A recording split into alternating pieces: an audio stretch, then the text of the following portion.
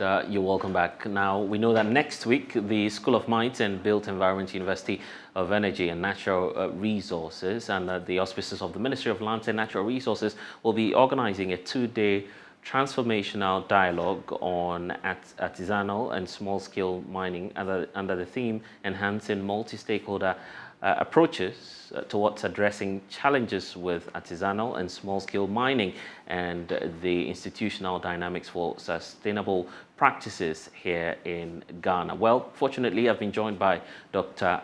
Wadud Momin, School of Mines and Built Environment, and also Raymond Kujao Defed is a lecturer, School of Mines and Built Environment, University of Energy and Natural Resources. So it's a good time to see all of you join us at this moment. But let me start off with you. I mean, let's talk about this whole concept of bringing up the dialogue. What's necessitating the idea?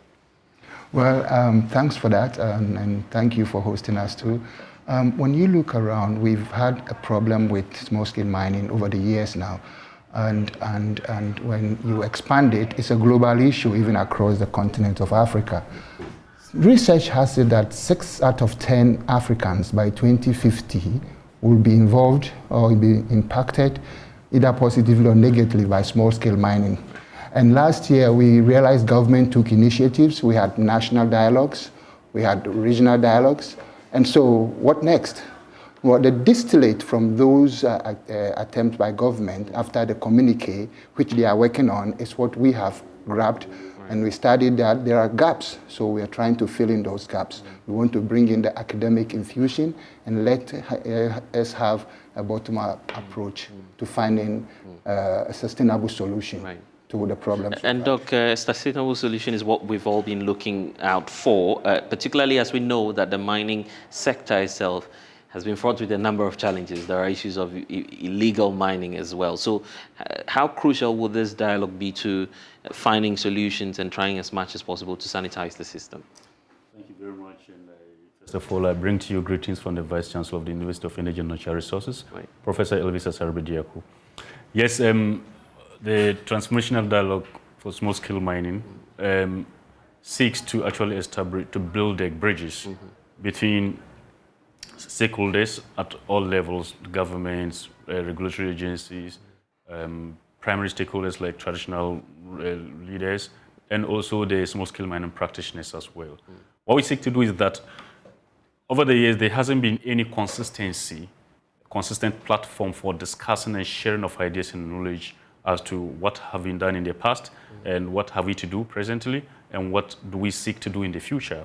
So we seek to establish this platform that actually envisages knowledge sharing, all-inclusive development of ideas, and also harnessing the very important logistics that are required to actually establish a sustainable solution to most of the challenges. It's just like the Down Under conference, the Mining in Daba, which just took place in South Africa last week.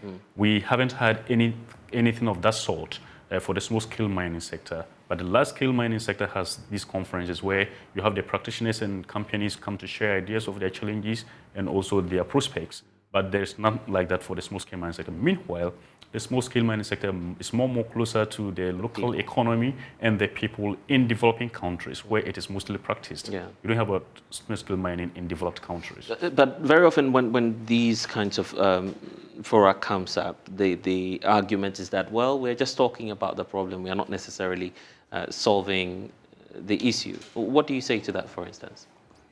So that has been the main issue.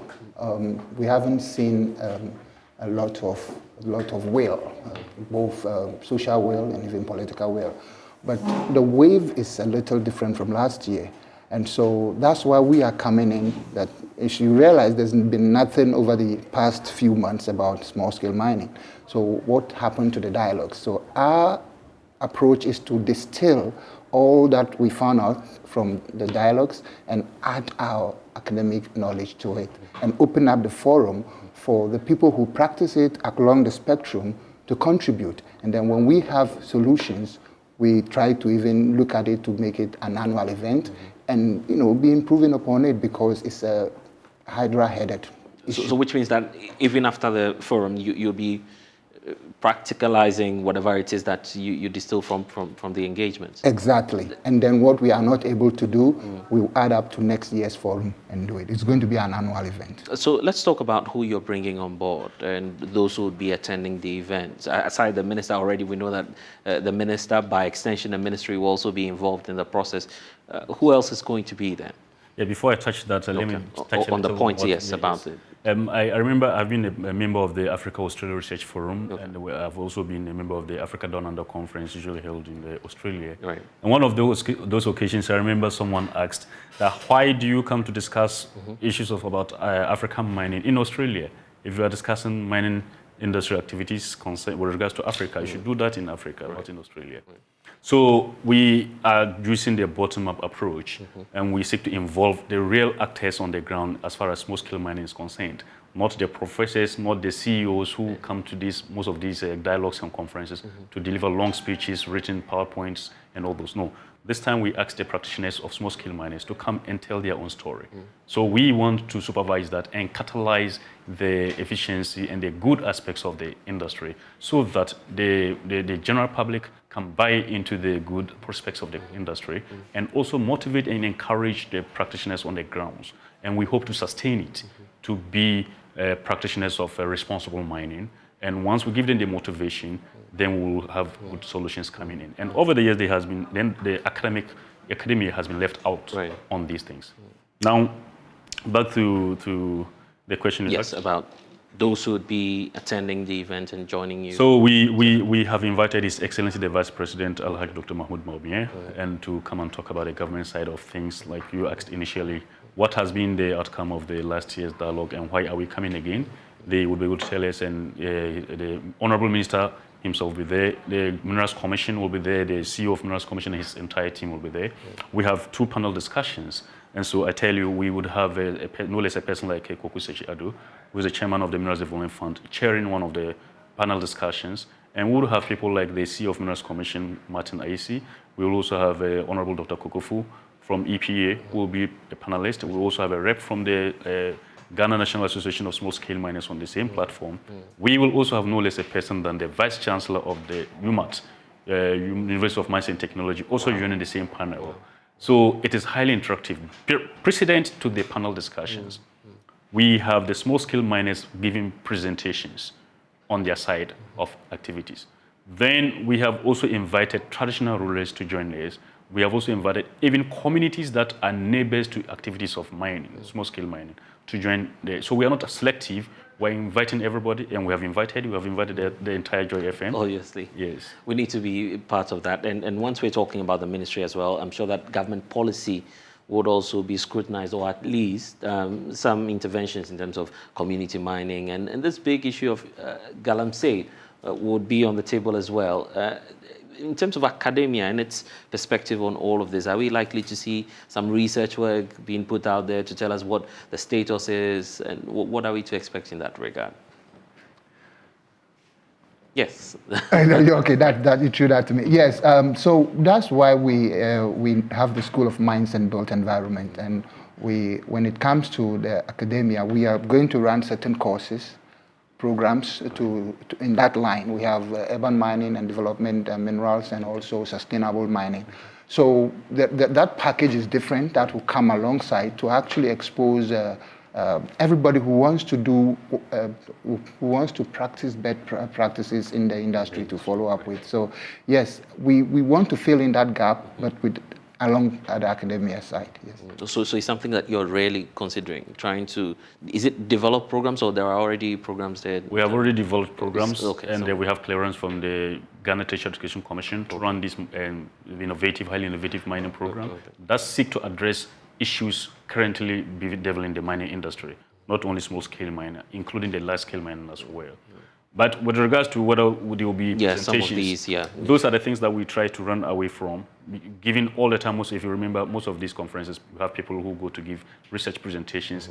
And if you take the circumstances and the environment of Africa, we have very little understanding of research results, findings in most of these places. Also considering the level of people who will be participating, how many of them understand. So what we seek to do is to bring out our proposals for managing and addressing issues on the small-scale mining and galamsey.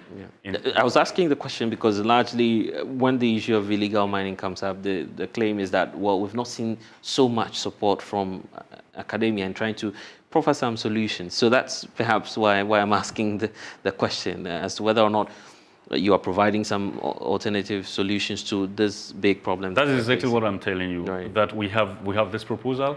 For instance, we have a satellite receiver station, right. Which we seek to leverage on giving the needed support, which would give us real-time monitoring capacity of illegal mining activities, as well as even legal mining activities that trespass their threshold of responsibility. Right. So we are able and we have the capacity to do that, but we require support from both government, from the public, right. and even from the small-scale mining practitioners as well.